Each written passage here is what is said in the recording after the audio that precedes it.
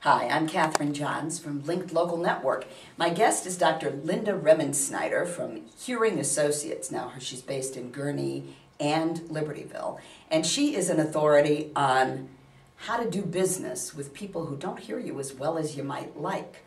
So here's my question. It seems like there's two parts to this. There are the people who are, let's say, over 50, and according to you, their hearing is probably beginning to decline even though they don't know it yet. Listen to me saying they. All right, so our hearing is probably declining even though we don't know it yet or haven't acknowledged it. How can business people best serve people whose hearing is limited? Well, I can tell you that it comes on so gradually that people don't recognize they're losing it. And they blame it on the speaker, they blame it on the environment, they blame it on them not paying attention, they blame it on the fact that people don't look at them when they talk to them. And so since they don't know it's happening, and since it comes so gradually, what we have to do is make it easy for people to hear. So how do we go about doing that? And maybe to start with, how do we train frontline employees to deal with folks who aren't hearing as well? The best thing a person can do, in this culture, we're talking much too fast. And especially if you're under the age of 30, you're talking way too fast. And as people get older, even if they don't have a significant hearing loss, they just can't follow rapid speech. And so the best thing that you can do is make sure that your employees speak slowly. And if they leave a message on an answering machine, they have to speak slowly. Then they also have to articulate. Years ago, we were taught how to enunciate, and we're not taught that anymore. And people are mumbling a lot more. They sometimes have gum in their mouth.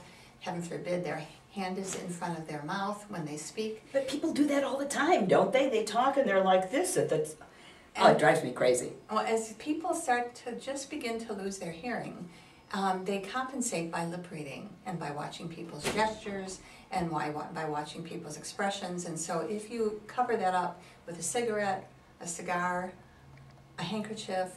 What about a mustache? A mustache. All of a sudden, it'll be much more difficult.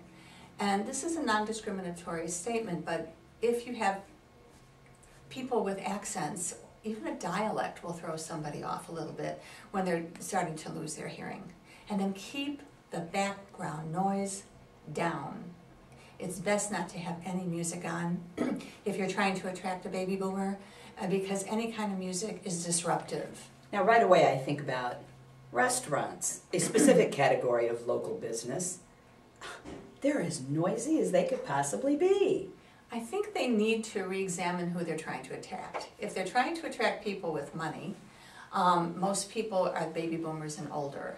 And those baby boomers can't hear in background noise. And so if they put in high ceilings and hard floors and tables too close together and no drapes and no wallpaper, before you know it, these people are going to flock away from their restaurant, no matter how good the food is. Because people really want to be able to communicate when they eat, not just eat. Now, one thing I learned from you that I didn't know before, a lot I learned from you, but here's one thing. For people with hearing aids, or do you say assistive devices? No, I say hearing aids. All right, perfect. So people with hearing aids, the hearing aid doesn't really help if people are far away. So if I'm talking to somebody at the other side of the room, their hearing aid is not doing any good. Is that right? Yeah, there's a misconception, I think because of the way the advertising goes from unscrupulous vendors out there perhaps, where they're not really letting on the fact that hearing aids have microphones. And so most of our hearing aids have 2 microphones each side, and microphones are microphones are microphones. They only pick up what's closest, they only pick up what's loudest. And so if somebody's wearing a hearing aid, reduce the distance between yourself and that person. And even if the person seems to be struggling, and you can tell when they sort of tilt their head or squint a little bit, reduce the distance. Speak slowly, articulate well, and then make sure you pull them into the topic of the conversation.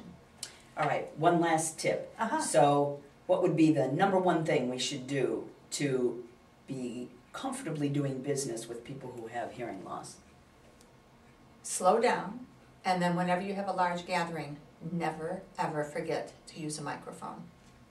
Fabulous, thank you so much. You're welcome so much. Linda Remensnyder, Hearing Associates in Gurnee and Libertyville, and I'm Catherine Johns from Linked Local Network. Link locally, connect globally.